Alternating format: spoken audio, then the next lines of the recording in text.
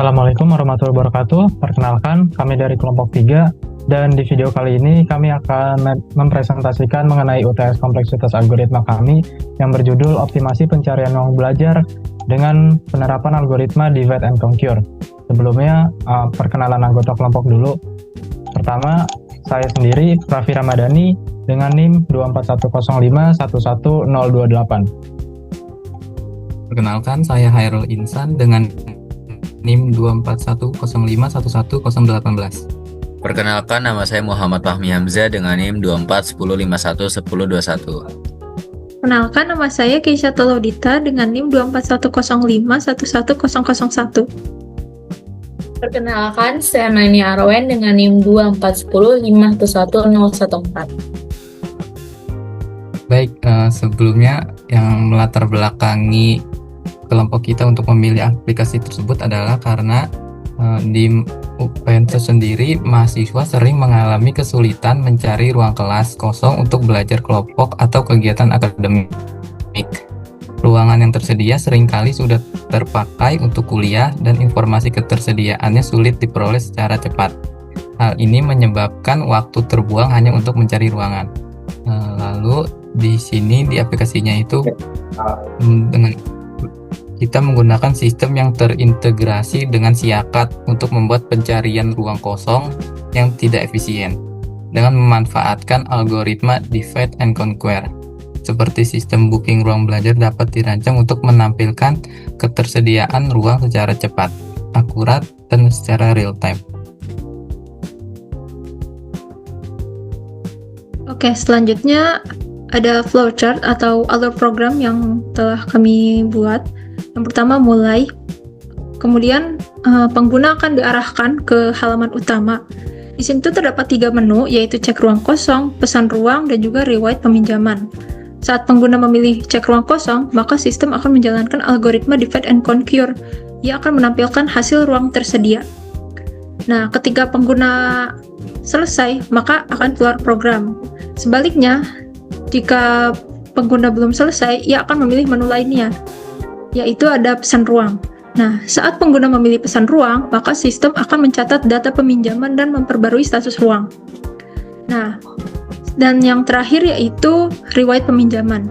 Saat pengguna memilih riwayat peminjaman, maka sistem akan menampilkan data ruang yang telah dipinjam. Saat semua proses telah selesai, maka akan logout.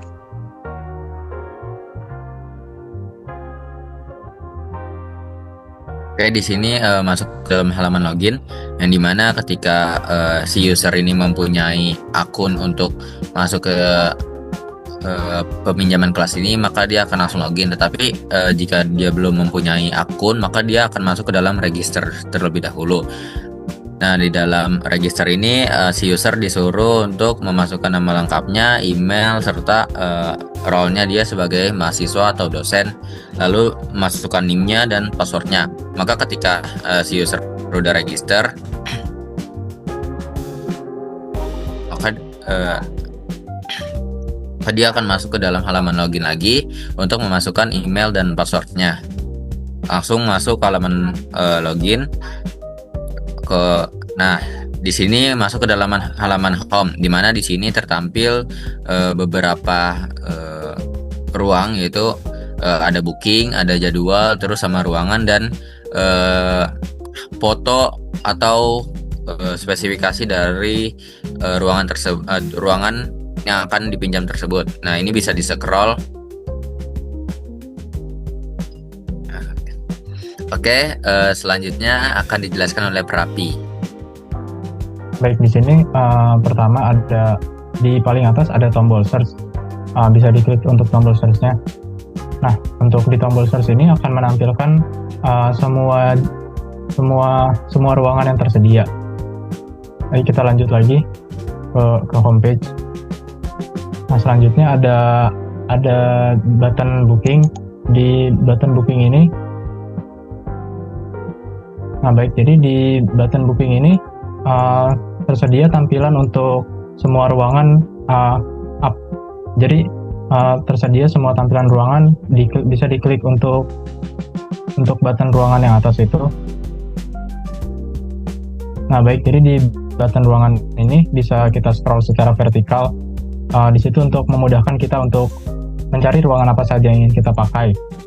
Nah, kemudian untuk di bagian carouselnya, di bagian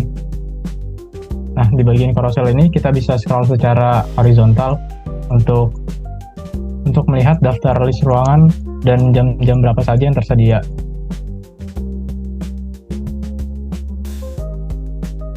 Nah, kemudian bisa kita contohkan simulasi untuk pemesanan ruangan. Pertama, kita pencet untuk button pesan ruangan. Nah, kemudian kita masuk ke dalam form pesan ruangan. Di sini pertama bisa kita pilih ruangan dulu. Misal ruangan VCLab 201 yang ingin kita pilih. Kemudian kita masukkan tanggal berapa yang ingin kita pilih. Kita ambil contoh, misal tanggal 10. Kemudian waktu mulai kita ambil contoh misal pukul 9, dan waktu selesainya kita ambil contoh pukul 10. Dan untuk jumlah peserta kita isi misal dari 1 sampai 10 peserta. Nah, setelah pengisian form ini selesai, lalu kita lanjutkan untuk memencet button pesan ruangan. Setelah bukan pemesanan, maka akan masuk ke bagian page riwayat, yang dimana bagian mendatang itu setelah dipesan tadi langsung masuk ruangan VCLab yang akan dipesan itu pada jam sekian, kita dipilih untuk berapa orang dan di tanggal berapa. Kemudian itu statusnya itu menunggu dari pihak pusat atau pihak administrasi untuk ACC, apakah ruangan itu bisa dipinjam pada saat itu juga. Kemudian setelah mendatang ada yang lalu, yaitu pemesanan yang kemarin-kemarin, itu kita bisa lihat riwayatnya. Di sini ada yang kemarin-kemarin, ada yang berhasil, ada yang dibatalkan, ataupun ada yang masih menunggu konfirmasi. Selanjutnya balik lagi ke home ya. Di home ini ada juga untuk jadwal. Coba kita masuk ke jadwal. Nah, di dalam jadwal ini tertampil bagaimana jadwal ruangan dari setiap kelas. Kita masuk FIK misalkan 201. Nah, di dalam FIK 201 ini terlihat jadwal dari jam-jamnya ya. Ada yang dari jam 7 sampai jam 9, dari jam 10 sampai jam 12. Nah, selanjutnya ketika udah fix dengan jadwal yang diinginkan, akan masuk ke dalam pesan. Oke, masuk lagi ke dalam pesan ruangan. Karena tadi sudah dijelaskan oleh Prapi, kita balik lagi ke home. Masuk ke dalam ruangan. Nah, di dalam ruangan ini adalah spesifikasi ruangan ya. Contohnya ini ada FIK 201 sama FIK 201. Lalu kita scroll ke samping untuk mengetahui ruangan-ruangan yang lain. Nah, di sini ada contoh ruangan gambar-gambar dari FIK 202, FIK 203, FIK 204. Sama seperti di dalam FIK Lab. Tertampil ruangan-ruangannya.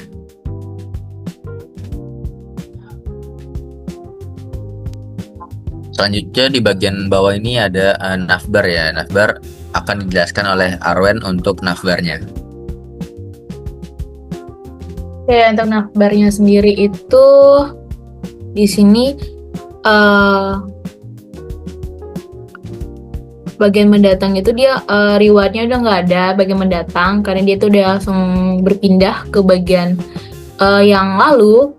Jadi bagian data itu udah selesai atau dia udah pindah ke lalu. Jadi pada pesan pemesanan yang tadi itu udah dikonfirmasi bahwa penyerangan itu udah berhasil dari pihak atas the ACC. Oke, berikutnya di sini ada bagian profil.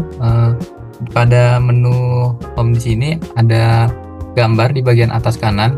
Bisa kalian klik untuk menuju bagian profil untuk memudahkan, atau juga kalian bisa ngeklik bagian navbar di bawah. Sini ada bagian profil. Untuk di bagian profilnya sendiri di sini tampilannya ada gambar si pengguna, lalu di sini ada nama pengguna atau mahasiswa, lalu ada nomor induk mahasiswa, ada program studi, dan ada tahun semester dari mahasiswa.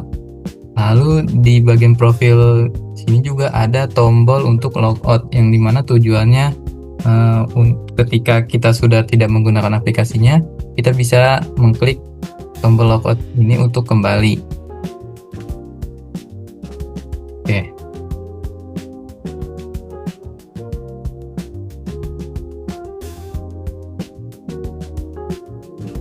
Oke, sekian itulah demo atau alur program dari aplikasi optimasi pencarian ruang belajar dengan metode algoritma divide and conquer. Sekian presentasi dari kelompok kami. Wassalamualaikum warahmatullahi wabarakatuh.